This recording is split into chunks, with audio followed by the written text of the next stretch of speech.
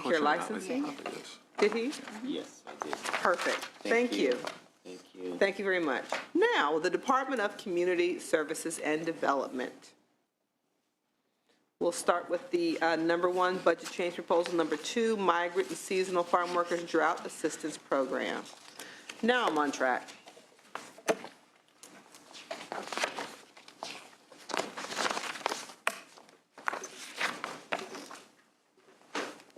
I really appreciate how you all attempt to not make me feel I'm crazy by looking at each other like, what is she talking about?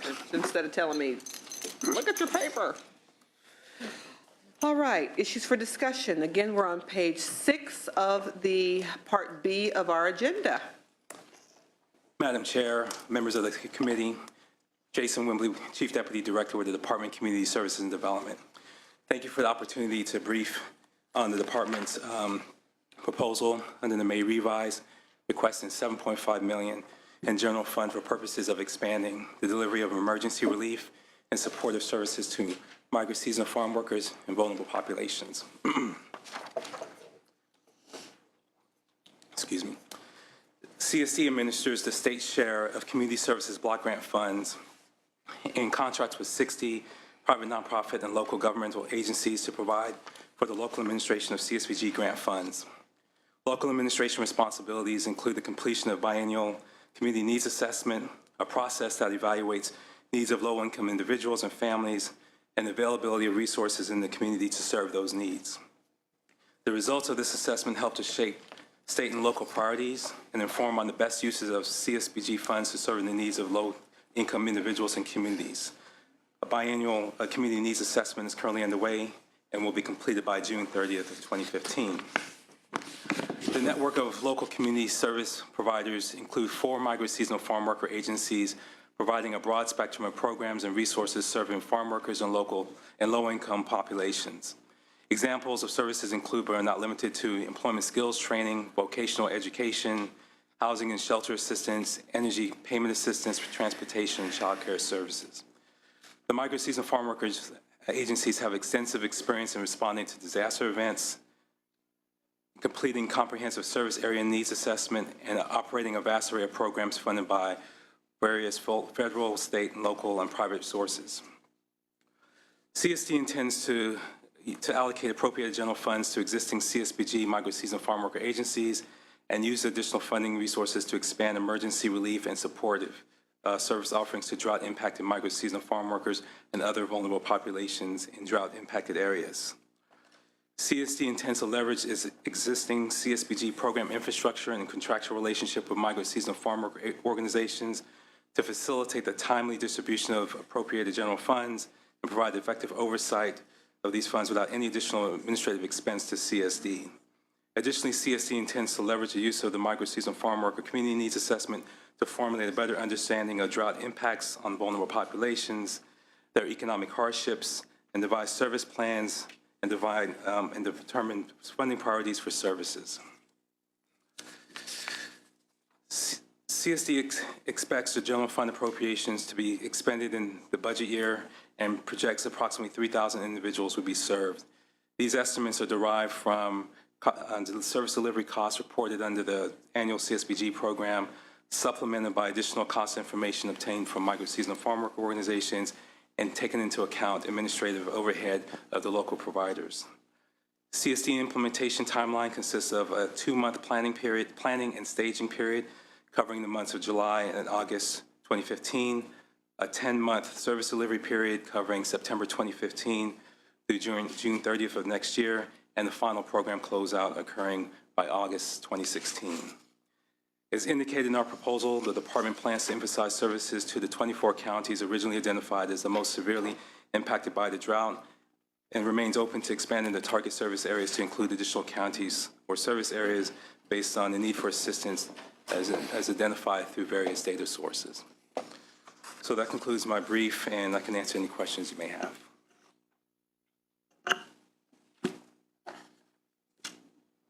Take a look at question number 4 on page 7 of the agenda. Respond to that for me, please.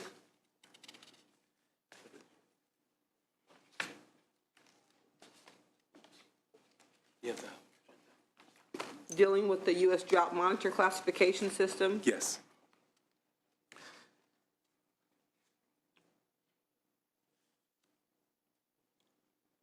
So my understanding of the drought monitor classification system, it's updated frequently, but because of the drought, sometimes the effects of the drought are slow to register and or be reflected in the drought monitor. But in addition to the drought monitor, we're also taking into account some of the impacts that the drought is having on vulnerable populations, and that's namely in the area of employment and agriculture. So we will be looking at using other forms of data to couple with the drought monitor to make those assessments. But as I mentioned before, we would remain open to reallocating funding to areas that have those needs based on the variety of those factors. Would that include the 5 new counties that have already been included on the list that will receive the drought food assistance boxes? Yes, so we're currently looking at the characteristics of those counties. We understand that there's definitely need there, but we are trying to do an overlay of those counties with some of those other factors I was speaking of to make a more accurate assessment. Thank you. Any questions from committee members? Senator Stone. Thank you, Madam Chair. Just want to ensure that we're not providing duplicate services here. I know that the Senate recently passed a $1.1 billion relief program that included services and goods for migrant farm workers. Our EDD still provides the job training. DSS provides food. How do we discern, where the $7.5 million is going when it seems like we're already providing most of the services to these people that are inflicted with, problems with our drought? That's a good question. So as I mentioned earlier in my brief, that our providers carry out a comprehensive needs assessment of the local service area that also takes into account the resources that are available in the area to serve those needs of the low-income population that they've assessed. So we would take a look at that assessment and to ensure that the resources that are there, we make the most use of, and we actually use these funds to fill in the gaps. Okay, so is it a possibility that you may not use the whole $7.5 million based on other allocations and services that are presently available? No, it would probably be more of using the funds to provide probably services that are not being covered by federal or state resources that are coming into those community areas. Okay, thank you. LAO. Thank you, Madam Chair. Ginny Bella with the Legislative Analyst's Office. On this issue, we appreciate that by using an existing infrastructure, the department is able to get this funding out without reserving any of it for administrative costs at the state level. That said, on these drought proposals, we are suggesting that departments report to the legislature on the expected outcomes of this investment, how they will be measuring those outcomes, and how they'll be reporting those outcomes back to you so that you have some information to evaluate whether or not the investment returned the outcomes that you expected. Thank you very much. Finance. Any public comment on this item?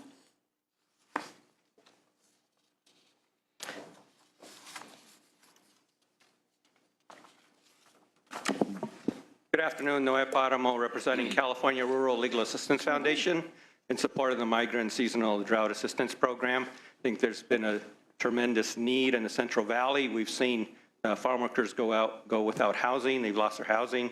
They don't have work. 17,000 farm workers out of jobs, according to UC Davis report last year, waiting on a new report this year and see what the impact's going to be. So in supporting this funds, it's a modest amount to serve a great need that's we need so far. And then in addition, looking at how these funds are going to be used, to look at the outcome and the impact, so that we can really see if the funding is sufficient, but we need to really look at more. And this really does fill a need that's not going to be met elsewhere. So thank you very much. Thank you very much for the testimony. With that, we're going to hold this item open as reflected. Madam Chair? Yes, Senator Stone. If you don't mind, I'd like Sure. to just comment on what the gentleman just mentioned. Here we have, in the staff report, 3,200 possible individuals at $2,000 apiece for a total of $7.5 million, correct? Now, the gentleman just got up and spoke that there are 17,000 migrant farm workers from just the Central Valley that he claims may be the beneficiaries of this pot of money. If he's correct and it's 17,000, we're budgeting for 3,200. What are we doing with the other 14,000 people? So, excuse me. Our agencies, particularly those micro-seasonal farm worker agencies I was referring to, also administer other funds. So they also administer employment skills training programs that are funded through the Federal Department of Labor. They also receive under the 2015 Community Services Block Grant that the department administers. They receive $5.9 million to provide services. So these dollars will be combined with the other resources that they have in those communities, so it wouldn't be just limited to the 3,000. But I think overall, those organizations will serve many more individuals in those communities. Okay, so you believe that your census of those that would be eligible for these funds, taking into consideration not, of course, only the Central Valley, but in the Coachella Valley, where I have a lot of farming activity going on, you believe that you've fully accounted for ensuring that these people have food, work-related training, and it's your conclusion that only 3,200 people will be needing this augmentation. The 3,200 reflects, what we aim to assist based on the requested funding amount. But as the drought persists, the needs of these communities will obviously change as well. So it will be very difficult to make that type of assessment at this point in time. But these funds will allow us to provide services to those that are most impacted by the drought, and we could use this to kind of gauge, what the ongoing needs are, and then in the future we can probably make more informed decisions as to need and the funding resources that we need. So what happens if 6 months down the line here, our drought doesn't seem to get much better, and we're finding the demand for these services outstrips the budget allocation? What is the process? Or do we just say, sorry, there's no more money? Sir, you can't, or madam, you can't get the benefit? How do we do a mid-year adjustment if necessary? That's not on. John Silva with the Department of Finance. $7.5 million is what we identified within the administration's plan. We don't know if it will serve everybody. When we do the math, we think it's about 3,200. So it's something that we're going to have continuing discussions about, because we're not sure the drought is just going to suddenly end. So there will be continued discussions. Forgive my naivety, but in a situation like this, when you really may not have exactly what the need is, what happens is you find out that there's more of a need at 4 months into the new budget, so July, August, November, we find out, oh my heavens, we've gone through this fund, there's a demonstrable need out there. What is the mechanisms that the legislature and the governor can do to augment the funding if it's necessary? At least for the administration side, it would be something that we would revisit when we start our fall budget process for something for inclusion in the governor's budget. But that wouldn't take effect until the following July, right? So we're basically telling these people that need food and need water, you can't have it because we don't have a budget until the following July. I'm just trying to understand how does the state react in situations where we may not have certainty and we have people that are hungry? There's been other scenarios where there's emergency legislation or special sessions where those topics can be discussed and hammered out. Fires and others, and then they have budget change proposals. There are processes that they can engage in to do mid-year adjustments to funding. But it was never my expectation when I looked at the proposal that it was to provide full services to all those in need. My sense was they kind of backed into the number of people who would benefit based on the dollar amount allocation. And so it was my expectation that they believed they were going to meet the full need. It really wasn't.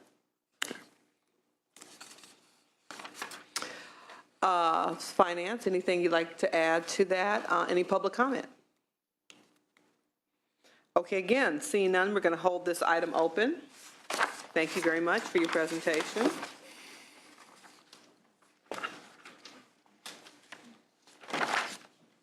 Moving on to item 5180, Department of Social Services. We're going to look at the Federal Immigration Assistance Program. on page 8 of the agenda. Looking at a budget change proposal and proposed trailer bill language.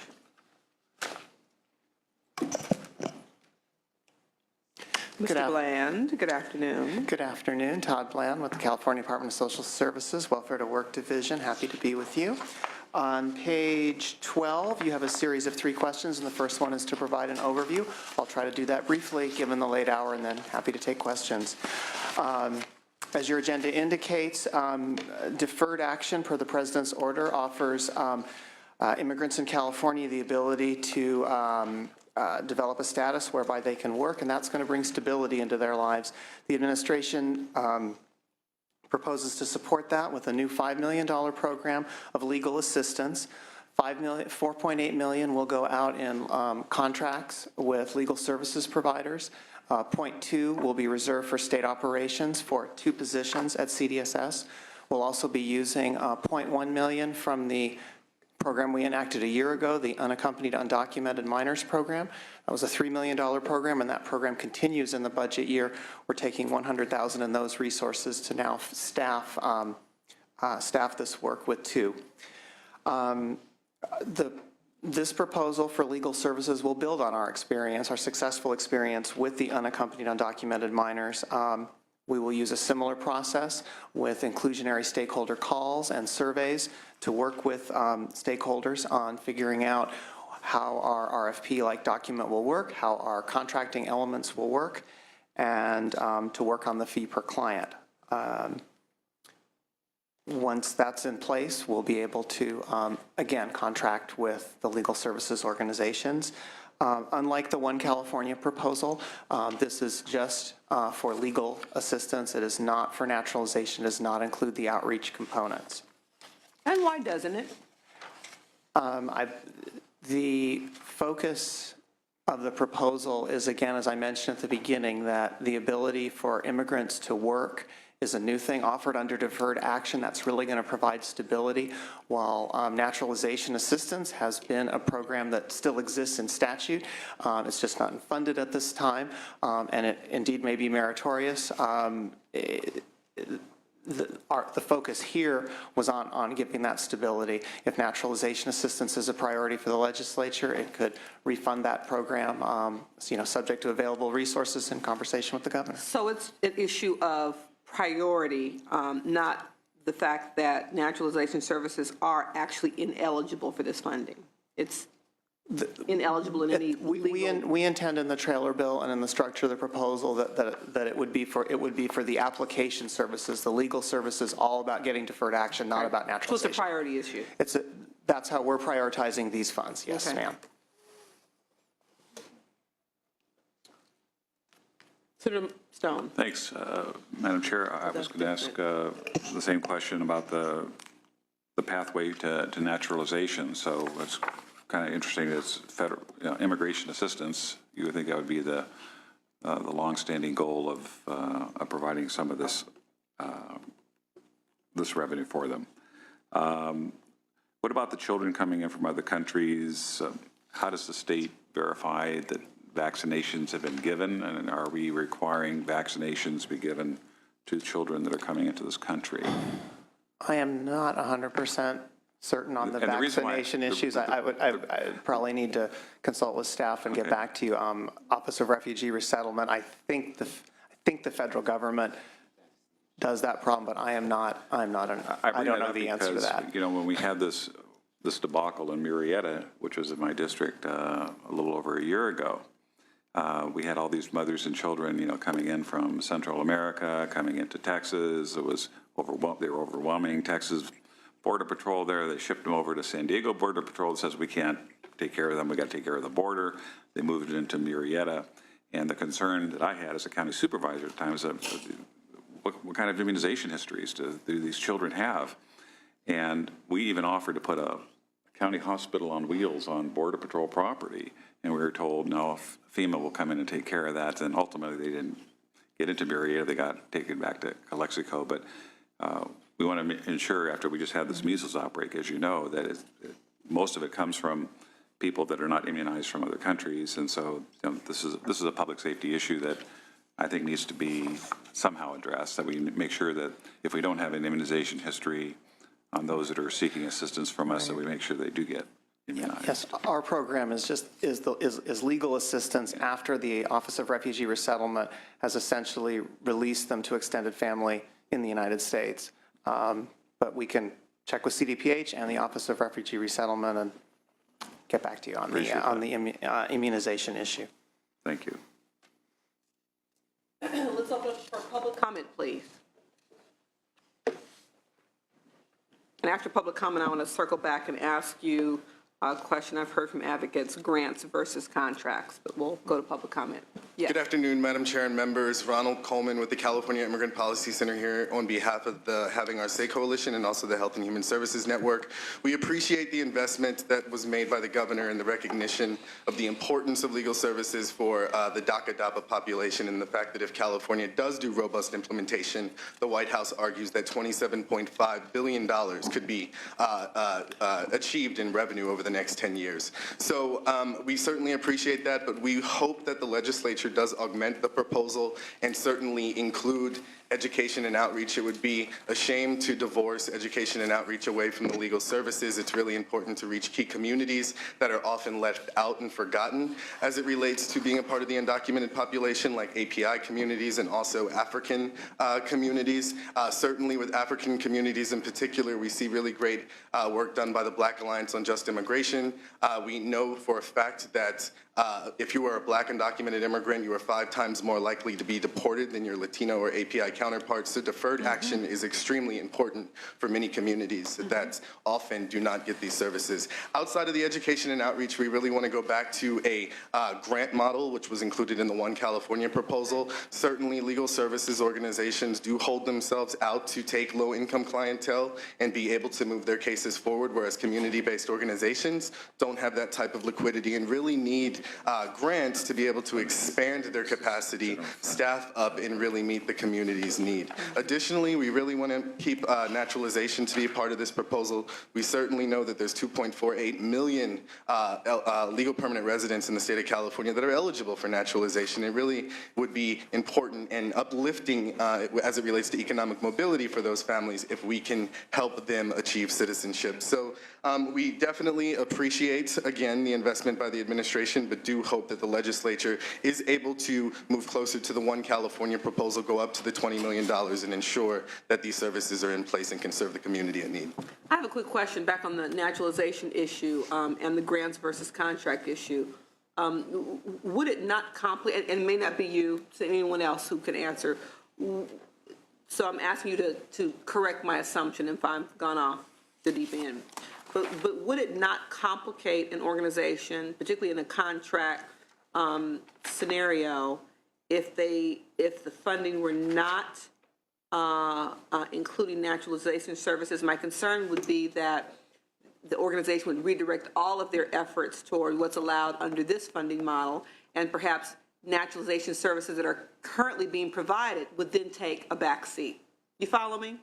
Right. So let me know if that's an unwarranted concern. I do think that others who do this work could speak to this better, but we do know that, given the opportunities that are available under administrative relief and really helping people achieve deferred action, shielding themselves from deportation, and also getting work authorization, I mean, that is a very strong focus for community members right now. I think, there are a lot of complications and reasons why people don't naturalize, and it is a very complicated process, and I think given the times we're in now, there is a very strong need in both areas. But I think that, again, other people can speak to that actually provide those services. The last thing I will say, though, on that piece about grants versus the reimbursable model, one thing we did know that when the Naturalization Services Program was in place was that when there was a reimbursable model, it was often hard to chase down the person that got their naturalization certificate and have a copy of it and then be able to demonstrate that the services were rendered. And a lot of people that did a lot of services often were not able to recoup some of the money that was expended in those services. So we definitely appreciate the work of the legislature and also the department and can look forward to continued conversations. Thank you. Next witness, please.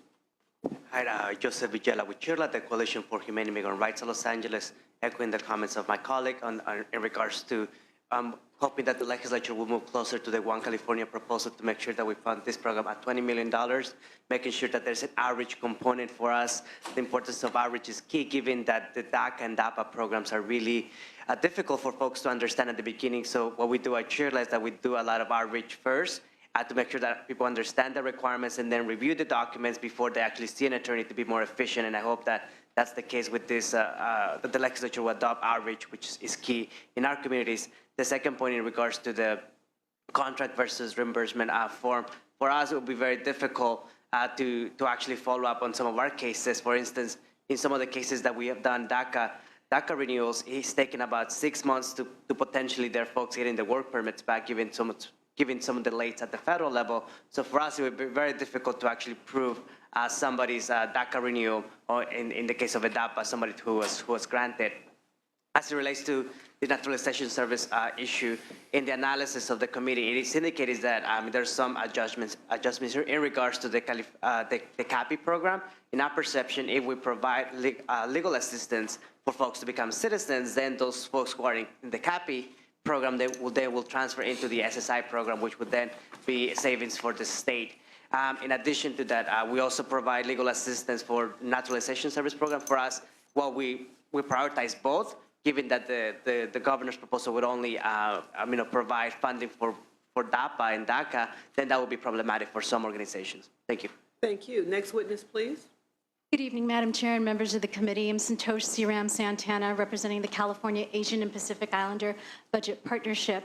And we are appreciative that some elements of our stakeholder proposal was included in the governor's May revise. However, there are 3 key elements that are left out that, if not included, would not result in a successful program.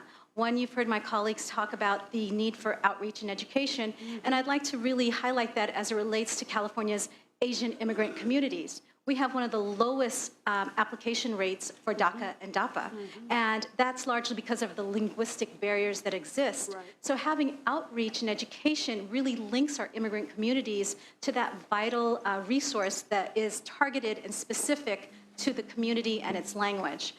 Second, for our community-based organizations, a grants-based model is more appropriate. With the unaccompanied minors, 50% of that funding comes in after a court decision has been made. DACA and DAPA are affirmative relief. There is no court decision. So I would urge the department to really take a look at that and make it more useful for our community-based organizations. And third, citizenship should not be delinked from DACA and DAPA. It's integral to immigrant integration in the state of California. Thank you. Thank you. Next witness. Gina De Silva with the California Immigrant Policy Center. Echo my colleagues' statements about, we really appreciate the investment and inclusion of this, proposal within the revise, and we also, are appreciative of the conversations with the department and other stakeholders in this process. With regards to education and outreach, CIPC has done a lot of work around AB 60 driver's license implementation. We've also been involved in Cover California, and we've seen how important education and outreach is to regards to enrollment and implementation of these types of programs where you're trying to reach such a diverse landscape of immigrant communities that California has. We do believe that documentation and citizenship should go hand in hand, especially in a state that has such a large population of mixed status families. This type of relief has a really incredible ripple effect across families and communities, and feel that California, with the largest immigrant population, with the largest LPR population eligible to naturalize, and the largest population eligible for relief, it really only makes sense that this investment be as robust as the immigrant population that we're trying to reach, and just making sure that it's strategic, because this is really kind of the heart of the proposal we're trying to push to make sure that California's investment is not just a dollar amount, but is really having some serious impact with regards to reaching immigrant communities. Thank you. Thank you. Next witness. Good evening, members. Lisa Rodriguez with the Guaca Group on behalf of Catholic Charities of California, echoing the same sentiments as my colleagues. Thank you for your time. Thank you. Next witness.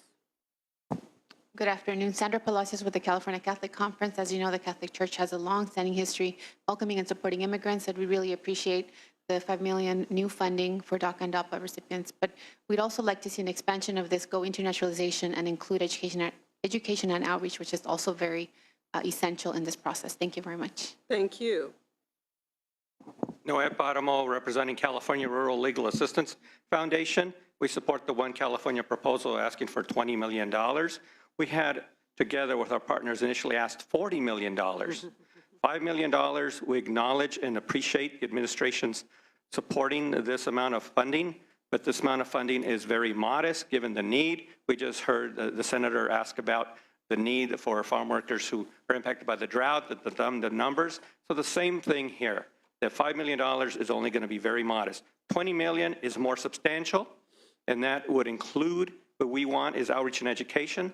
There's a farm worker community that are indigenous to Mexico that speak a language other than Spanish. So that outreach and education to build trust and confidence is key. So we need to have that component along with the application assistance and the legal services to really have a comprehensive, cohesive, seamless system.